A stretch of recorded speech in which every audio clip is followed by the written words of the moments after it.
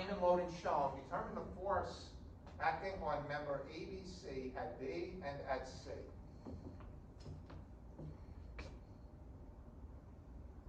First thing I do is draw a free body diagram of ABC. We got 200 newtons here, right? We've got this acting here. I've got that acting here. I also have an X and a Y here, right, at that pin for ABC. When I look at this, I say, you know, even though these members are bent like this, these are two force members, right? Whatever's happening at this end of this connection has to be equal and opposite to that end, because there's nothing else acting on it, right? If I did a free body diagram of member BD, so because I know that is this in this way, or I can even say it's going to act along that line. It has to, right?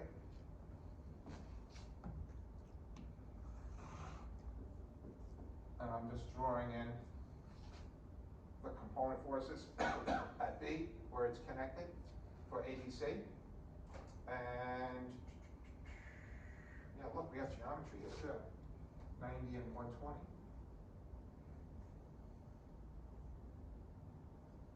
90, 120. 30 goes in here 3 times, goes in here 4 times, 3, 4, 5 triangle. Right? So then we know that the Y component here is 3/5 BD, or if you want to call it 3/5 of B, and this is 4/5 of BD for the X component, right? So just focusing on the free body diagram for ABC, because that's what it was asking us for, right? I'll eliminate all of that. I can use my equilibrium equations. Again, some of the moments and forces, right? All three. And I can't do X and Y. Obviously, I have 2 unknown X's and Y's on this body. But what I can use is moment, right? If I sum a moment at C, I can find BD. So sum a moment at C. Set it equal to 0. 0 is going to be equal to 3/5 BD times its moment arm, 0.24 meters, right? And that's, we're assuming it's generating a negative moment.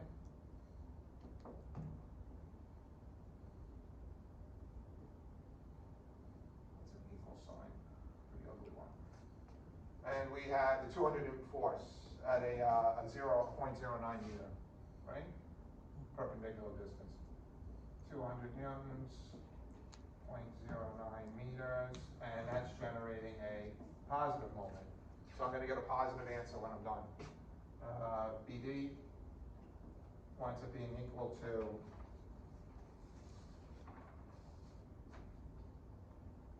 125 newtons.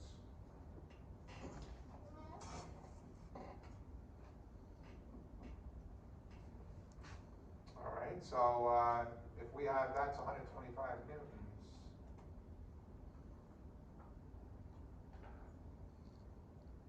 Then I can say this is actually the reaction of B, and it's positive, right? So it's definitely doing that. So I could say the reaction at D is equal to that 125 newtons times that line of action in sense, which is this angle right here, right? Which is this tangent of 3/5, inverse tangent function of 3/5, which is running 40 or so, 36.9.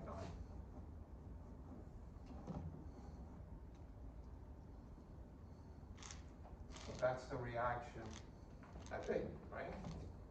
From a Bx and By standpoint, I think Bx is going to be 3/5 of that and 4/5 of the other. So I actually might as well just write them out. It'll be useful. So the forces of X is equal to 0. Sum of the forces of X is equal to 0. We have 200 newtons, 4/5 BD, negative. So we have 200 newtons positive plus 4/5 of 125 newtons, right? BD.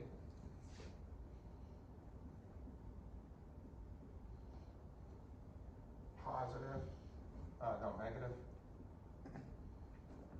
And, yeah, CX negative 2, I guess. That actually makes sense. CX negative. Solving for CX, you should get an answer of 100 newtons. And we got a positive answer, right? But I assumed a negative sense. So that means that this is correct. That doesn't mean anything. That means everything, right? They're looking for a reaction at C. So we have Cx, and now I can do the same for Cy. Sum of the forces of y is equal to 0. 0 is equal to 3/5 BD. And Cy, they're both acting up, right? So we know that that's wrong, right? For sure. 3/5 of BD, which is 125 newtons. We would solve for that. Positive plus Cy positive. And Cy, we're going to get a negative answer, which is around 75 or so. 75, yeah. It is 75. 75 newtons, right? So that means that we have 75 newtons acting down, right? And that's this other component force for the reaction at C. You know, BD, I mean, I'm looking at this now, I know it's 125 newtons here, so we know that this has to be 125. Yeah, right, because of the two force member. They gotta be equal and opposite to each other. I can already tell you now that that 120, it has to be 125 going this way because the geometry is the same. Just by looking at it, I can see that, so I gotta get that from my answer.